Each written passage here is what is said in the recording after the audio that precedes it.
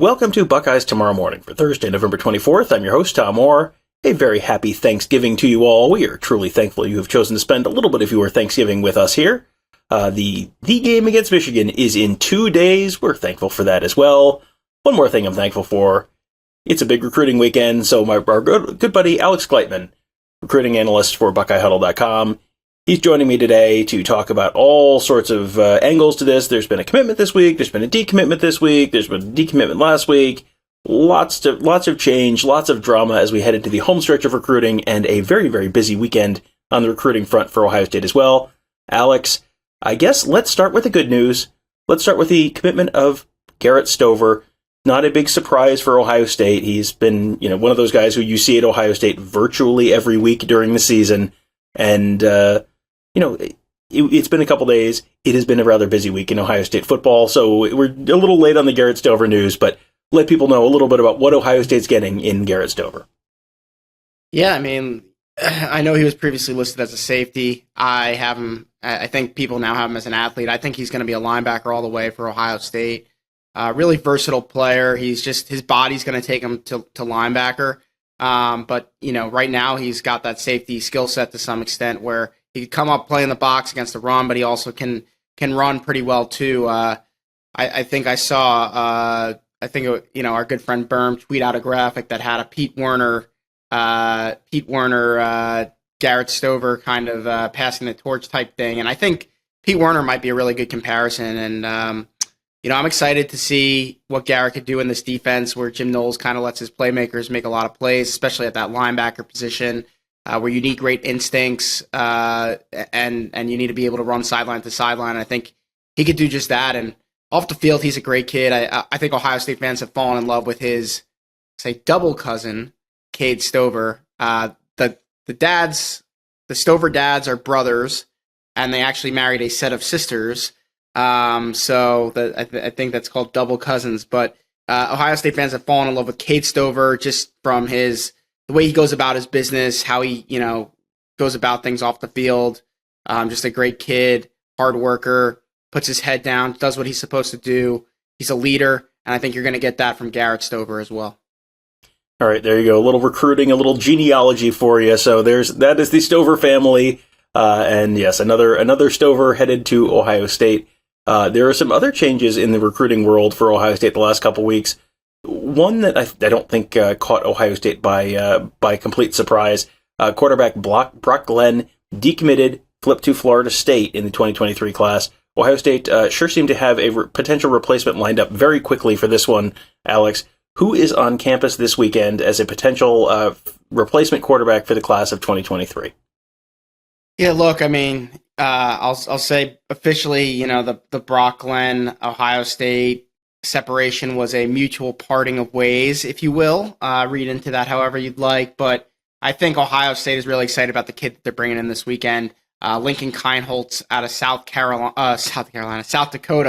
very different than South Carolina. And Corey Dennis was out to see him live. It might have been during the bye week. It was definitely in season.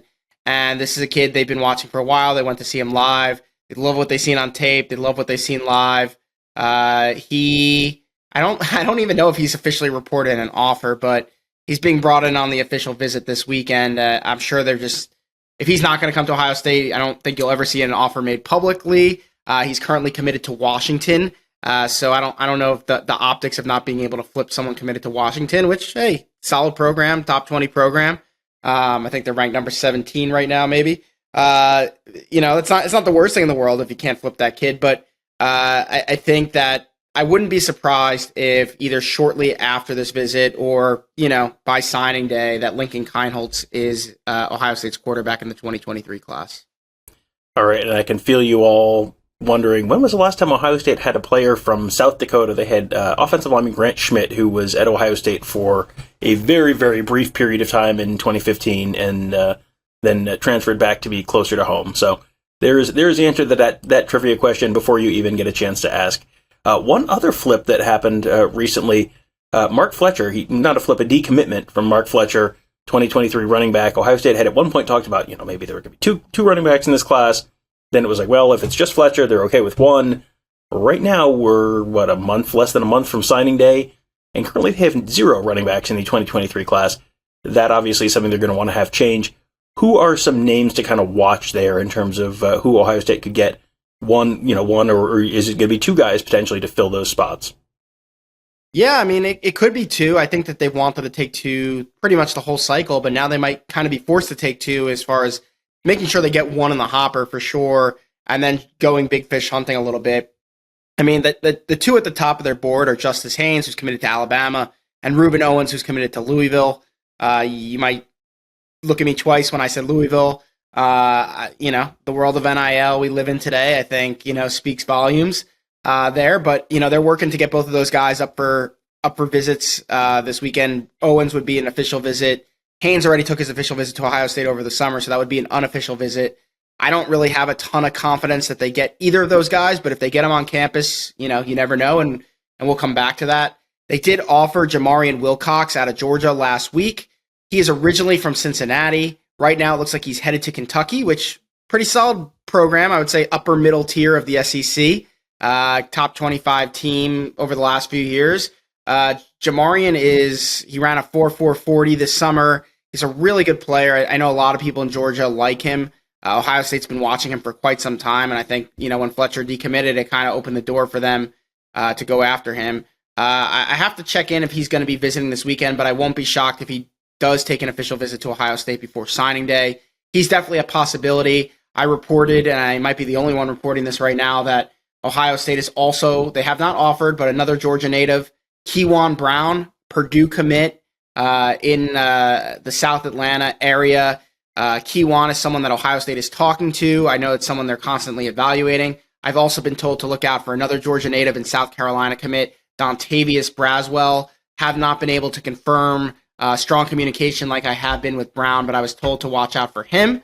And then 2 in-state guys, Ironton's Jaquez Keys. I think that's someone that Ohio State liked maybe over the summer, but maybe as they saw a little bit more, watched the senior film, I don't think they've loved as much. Trey Cornist, I was told, a few weeks back that he wouldn't be in this class, but that was before Mark Fletcher left. He's out of Winton Woods. Sound familiar? Mayan Williams was a very late ad out of Winton Woods a few years ago. He's worked out pretty well. Trey Cornist will be in the house this weekend when Ohio State plays Michigan. Teammate of Ohio State commit Jermaine Matthews. I would not be surprised if Ohio State kind of takes a bird in the hand, lands Trey Cornist, and then goes after someone else. And if it's just Cornist, maybe you go to the portal to add depth in that running back room. But I do think that they will get someone else besides Trey Cornist if they do decide to go on Trey Cornist. And then he is just one of many, many guys visiting this weekend. Unsurprisingly, for one of the biggest games of the year, it is also one of the biggest recruiting weekends of the year. And one of the things Alex has a fantastic list. He has a full comprehensive list of everyone who he's confirmed is visiting this weekend. And one of the things I do when I scroll through that is I look for who is committed elsewhere, because those are people who are really, that is not an idle visit. If you are committed elsewhere and you're visiting, that tells me there's some real legitimate possibility there. There were a couple guys on your list as of the time we're recording this. One of them is Lincoln Kienholz, who we just talked about earlier. The other one is a 2023 defensive end, Josh Mickens. He is an LSU commit, at least for now. What is there to know about Josh Mickens? And I guess the big question is, does the fact that he's coming make you wonder about some of the other big names they're chasing at defensive end? Because we've talked there about 3 5-star guys that they're pursuing at defensive end. Does Mickens coming to Columbus have any impact on how many of those guys you think Ohio State might land ultimately? I don't. I think they've liked him for a while. The door is open. They evaluated his senior year. They kind of put some feelers out. As I said, the door is open to at least explore potentially staying closer to home with Ohio State. They got him to come for a visit a couple weeks back now. And I think on that visit, they saw that he was sincere about his interest in Ohio State. They offered him, and I think that they would take him no matter what. I think if you said you get all 4 of those guys, Mateo Ugalele, Keon Keeley, Damon Wilson, and Joshua Mickens, if all 4 wanted to commit, would you take all 4? I think Ohio State would, but I think they also know that scenario is highly unlikely. So, technically, like I would say it's not tied to the other three just because I think they would take him no matter what, even if the other three were in today. But I also feel like it's a moot point because they're not going to land all four. So I think they want to take three if they can. All right, and as I mentioned, you have a very, very long list of the guys who are here for the 2023, 2024, even some 2025 guys coming in this weekend. Give us 2, 3, 4 who are maybe the most interesting to you, either as people who might be on commitment watch, this week or soon, or maybe just guys who are just, this is like, hey, this is a big deal to get this guy on campus or get this guy on campus again. Yeah, and I'll have I don't know when we're going to run this, but my A deck might be out by that time where I'm going to break that full list down pretty good. But yeah, I'd say in the 23 class, Damon Wilson out of Florida, defensive end, Ohio State and Georgia have been battling. Getting him back on campus, paying his own dime, an unofficial visit just a few weeks before signing day is huge. I don't know if he's going to turn around and make a decision right after this trip. He's going to wait till signing day, get some in-home visits, etc. But that is just huge to get him on campus. We mentioned Joshua Mickens. I think that's a great chance at a flip for Ohio State. I would put him on commitment watch. I wouldn't be shocked if shortly after this visit, Mickens does end up committing to Ohio State. I would say if Samson Okunlola, which I'm still very, very, very skeptical that he ever shows up, big offensive lineman for Massachusetts, but if he does show up, I think that's potentially a big one. I don't think Ohio State is going to get him, even if he does show up. But again, if they visit, they do a really good job on these visits. So I'll say that with the 23 class. With 2024, just calling out a couple guys.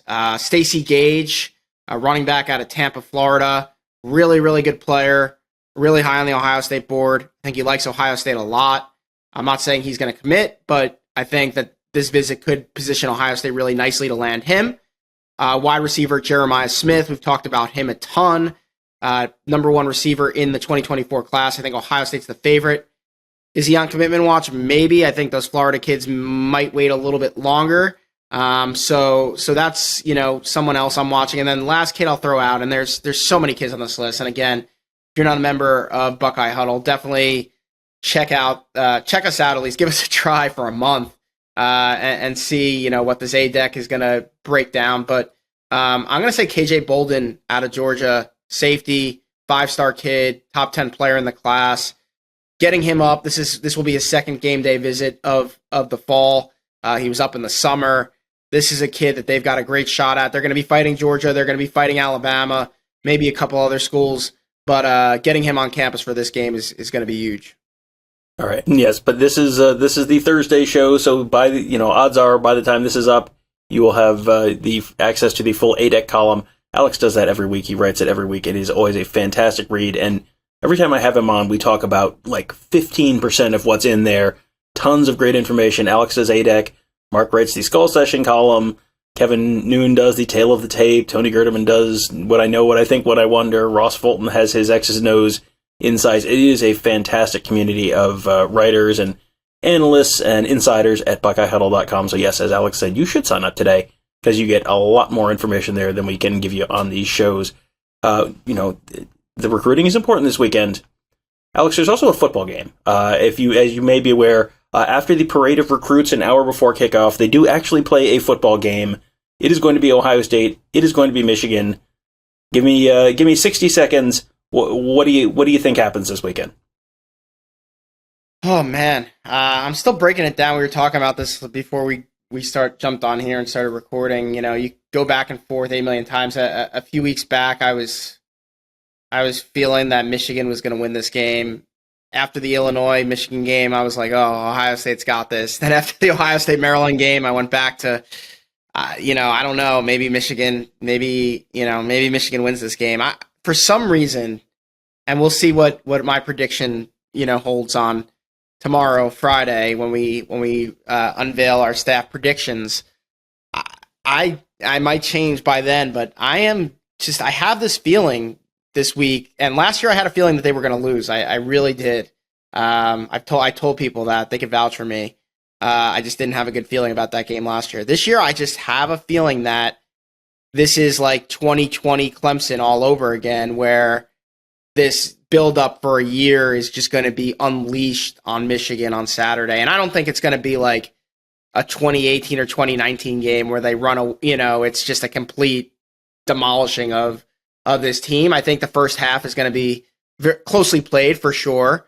And then I just think Ohio State is going to start to pull away in the second half, even though Michigan's been a great second half team this year, making adjustments at the half and really playing good second halves of football all year long.